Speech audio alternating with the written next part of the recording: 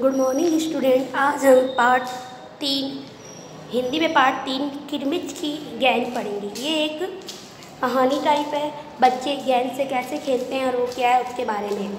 गर्मी की छुट्टियां थी। दोपहर के समय दिनेश घर में बैठा कोई कहानी पढ़ रहा था। गर्मी की छुट्टी होती है, जब बच्चे दोपहर का टाइम आता है तो घर पे रहते हैं। तभी पेड़ के पत्तों को हिलाती हुई कोई वस्तु थम से घर के पीछे वाले बगीचे से गिरी। मतलब एक कोई चीज़ है जो आकर गिरी। दिनेश आवाज़ से पहचान गया कि वह वस्तु क्या हो सकती है। वह एकदम से उठकर बरामदे की चीख सरका कर बगीचे की ओर भागा। मतलब बरामदे की वो जगह जो थी, दरवाज़ा खटका कर भागा वो। अरे अरे बेटा, कहाँ जा रहा है? बाहर लू चल रही है। मतलब उसकी मम्मी कह रही है। दिनेश की माँ मशीन चलाते चलाते एकदम जोर से बोली। मतलब उसकी मम्मी ने उसे कहा, परंतु दिनेश रुका नहीं। उसके पैरों में चप्पल भी नहीं पहनी, क्योंकि उसको एकदम लगा कोई चीज़ आई है और उसको पता थी क्या चीज़ आ गई है। जून का महीना था, धरती तवे की तरह तप रही थी, पर दिनेश को पैरों के जलने की भी चिंता नहीं थी। वह जहाँ से आवाज़ आई थी उसी ओर भाग चला। समय की क्यारी में सामने की क्यारी में भिंडियों के ऊंचे ऊंचे पौधे थे। मतलब सामने जो क्यारियाँ लगी हुई थी, जो बाउंड्री लगी हुई थी, उनमें भिंडी के पौधे थे। एक और सीताफल की घनी बेल फैली हुई थी। क्यारियों का चारों ओर हरे भरे केले के वृक्ष लहरा रहे थे। मतलब चारों तरफ कुछ ना कुछ वहाँ पे लगा हुआ था। दिनेश ने जल्दी जल्दी भिंडियों के पौधे को उलटना पलटना आरंभ किया। जब नहीं मिला तो उसने सारी सीताफल की बेल छान मारी। फिर उसने सीताफल की सारी बेल छान मारी कि शायद सीताफल की जो बेल है वहाँ पे वो चीज़ आई हो। बराबर में ही घूस ने गड्ढे बना रखे थे। बराबर में ही घूस ने गड्ढे बने हुए थे। ढूंढते ढूंढते जब उसकी एक निगाह उधर गई तो उसने देखा कि गड्ढे के ऊपर ही एक बिल्कुल नई चमचमाती किरमिच की गेंद पड़ी है। मतलब किरमिच नाम की कोई गेंद है, तो प्रकार की है, वो पड़ी है। दिनेश ने हाथ बढ़ाकर गेंद उठा ली। लगता था जैसे किसी ने उसे आज ही बाजार से खरीदा है। मतलब एकदम नई गेंद थी और शायद उसे आज ही बाजार से खरीदा गया है। उसने उसे उलट पलट कर देखा, परंतु कुछ भी समझ में नहीं आया।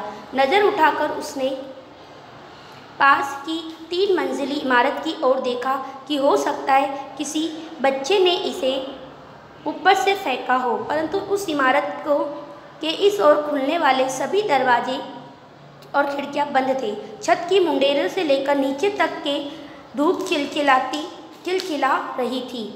मतलब क्योंकि गर्मी थी इसलिए सभी जगह पे बंद थे और एकदम शांति फैली हुई थी। फिर कौन खरीद सकता है नई गेंद? दिनेश ने सुधीर, अनिल, अरविंद, आनंद, दीपक सभी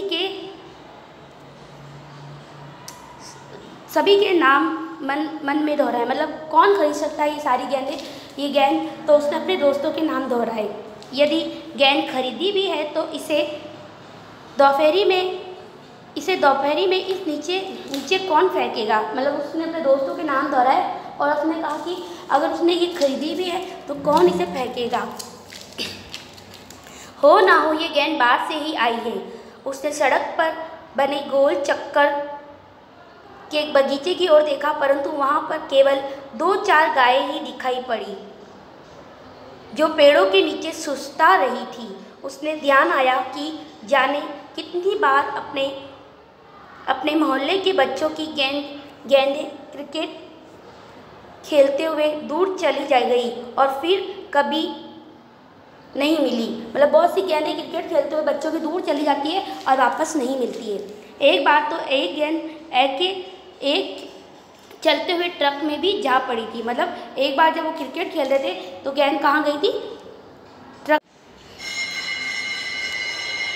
तभी भीतर से माँ की आवाज़ आई, अरे दिनेश, तू सुनेगा नहीं? सब अपने अपने घरों में सो रहे हैं और तू धूप में घूम रहा है। मतलब उसकी मम्मी उसे डांट रही थी। दिनेश गेंद को हाथ में लिए हुए भीतर आ गया, ठंडे फर्श पर बिछी चटाई पर लेट गया और सोचने लगा, भले ही यह गेंद मोहल्ले में से किसी की नहीं ना हो, परंतु ईमानदारी इसी में है कि एक बार सबको पूछ लिया जाए। मतलब वो ईमानदार था, उसने कहा एक बार किसी से पूछ लिया जाए, सभी से। गर्मी की छुट्टियां थी, बच्चों ने खेलने की सुविधा को ध्यान में रखते हुए एक क्लब बनाया हुआ था। गर्मी की छुट्टियों में क्या करा, बच्चों को खेलने के लिए एक क्लब बनाया हुआ था, हॉल होता है ना, उसी में। उस क्लब में सभी बच्चों के लिए बल्ले थे, गेंद थी। खरीदने के लिए वे आपस में क्लब का चंदा देकर पैसे इकट्ठे कर लेते थे। मतलब थोड़े थोड़े पैसे इकट्ठे करके वो बच्चे वो खरीद लेते थे। शाम को सारे बच्चे इकट्ठा हुए। दिनेश ने सभी से पूछा, मुझे एक गेंद मिली है, अगर तुम में से किसी की गेंद खो गई हो तो वह गेंद की पहचान बताकर गेंद मुझसे ले सकता है। मतलब उसने ईमानदारी से। तभी अनिल बोला, गेंद तो मेरी खो गई है। कब खोई थी तेरी गेंद? यही कोई 4 महीने पहले। तो वो गेंद तेरी नहीं है, दिनेश ने कहा। फिर वह मेरी होगी। सुधीर ने तुरंत उस पर अपना अधिकार जताते हुए कहा। मतलब सब अपने कोई हम चीज़ दिखाते हैं ना, सब बोलते ये मेरी है, लेकिन कोई सच्चाई नहीं बताने को तैयार था। वह कैसे? दिनेश ने पूछा। तू मुझे गेंद दिखा दे, मैं अपनी निशानी बता दूंगा। बच्चे बता रहे ना कि मेरी इस पे ये निशानी है, वो निशानी है, तो वो भी कह रहा था। वह ये कैसे हो सकता है? दिनेश बोला, गेंद देखकर निशानी बताना कौन सा कठिन है, बिना देखे बता तब जानूँ। उसने कहा बिना देखे तू मुझे गेंद की निशानी बता दे तो मैं जानूँ। तभी ऊपर से दीपक उतर आया। दीपक अपना मतलब सिद्ध करने तथा अवसर पड़ने पर सभी के मित्रों को बना लेने में चतुर था। मतलब अब अवसर के समय किसी को भी मित्र बना लेता था। गेंद की बात सुनकर दीपक बोला, गेंद मेरी है। कैसे तेरी है? सभी ने एक साथ पूछा। कल ही तो तू कह रहा था कि इस बार तेरे पापा तुझे गेंद लाने के लिए पैसे नहीं दे रहे हैं। मेरी गेंद तो 5 महीने पहले खोई थी, दीपक ने कहा। जब बड़े भैया की शादी हुई थी ना, तभी सुनील ने मेरी गेंद छत पर से नीचे फेंक दी थी। मतलब दीपक भी बोल रहा है कि उसकी गेंद भी कब खोई थी। दिनेश अच्छी तरह जानता था कि ये गेंद दीपक की नहीं थी। दीपक की गेंद 5 महीने पहले खोई थी और वह कभी हो ही नहीं सकता था कि गेंद 5-6 महीने पड़ी रहे पर मिट्टी का एक भी दाग ना लगे, क्योंकि उसको जो गेंद मिली थी वो बिल्कुल नहीं मिली थी।